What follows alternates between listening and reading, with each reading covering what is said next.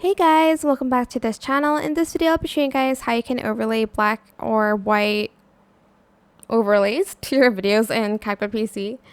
So I'm just going to randomly select a video, for instance this one, and I want to overlay this white background on it.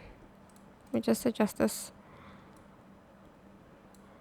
And then I'm just going to select the video and I'm just going to select the blend mode. I'm not going to do cutout, I'm going to select blend mode, and for this one I'm going to select the darken one.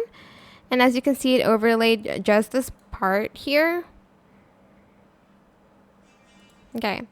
And it's the same, it's kind of similar for the black background. So just select it, go to the blend mode and select screen and brighten instead. Or like try to find one that matches it, because as you can see, the battery is like a little bit disappeared. Maybe like this one. It will be different though if there's like a color on the overlay. If it's just black and white, it's a little bit easier. Maybe like this one. So I'm just going to select that and either select color dodge, or screen or brighten.